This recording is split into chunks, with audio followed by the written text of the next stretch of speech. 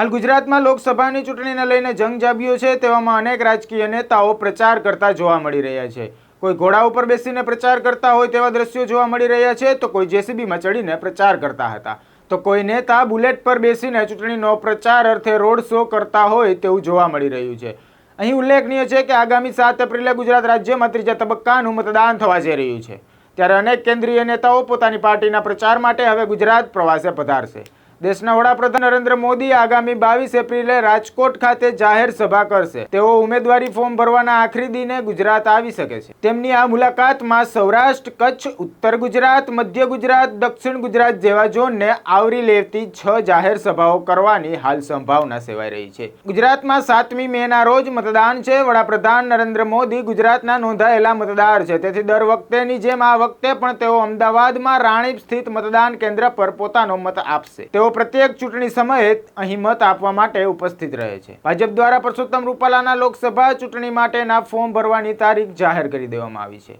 રૂપાલા 16 એપ્રિલે રાજકોટથી ઉમેદવારી નોંધાવશે। 16 એપ્રિલના રોજ સવારે 10:30 કલાકે બહુમાળી ભવન ખાતે સૌપ્રથમ જંગી સભાને સંબોધિત કરશે અને ત્યારબાદ તેઓ ભાજપ તરફથી વિજય મુહૂર્તમાં રાજકોટ લોકસભા બેઠકના ઉમેદવાર તરીકે ફોર્મ ભરવા માટે જશે। ગૃહમંત્રી અમિત શાહ આગામી 18 અથવા 19 એપ્રિલના રોજ પોતાનું ઉમેદવારી પત્રક ભરી શકે છે।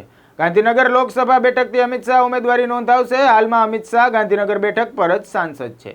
આ દિવસે ગાંધીનગર કલેક્ટર કચેરીમાં અમિત શાહ ઉમેદવારી પત્રક ભરવા માટે પોતાના સમર્થકો સાથે પહોંચશે। આ ઉપરાંત આગામી 17 એપ્રિલે રામનવમીના દિવસે અમિત શાહ એક રોડ શો પણ કરશે। 17 એપ્રિલે ગાંધીનગર લોકસભા અંતર્ગત વિધાનસભા ક્ષેત્રમાં રોડ શો કરવાની શક્યતા છે। ગુજરાત પ્રદેશ ભાજપ અધ્યક્ષ સી.આર. પાટીલ 18 એપ્રિલે નવસારી બેઠક પરથી ઉમેદવારી પત્રક ભરશે, તો શોભનાબેન બારૈયા 16 એપ્રિલે સાબરકાંઠા બેઠક પરથી ઉમેદવારી પત્રક ભરશે। નીમુબેન બામભાણિયા 16 એપ્રિલે ભાવનગર બેઠક પરથી ઉમેદવારી નોંધાવશે। ભરતસિંહ ડાભી 16 એપ્રિલે પાટણ બેઠક પરથી પોતાનું ઉમેદવારી પત્રક ભરશે, તો રેખાબેન ચૌધરી 16 એપ્રિલે બનાસકાંઠા બેઠક પરથી પોતાનું ઉમેદવારી પત્રક ભરશે।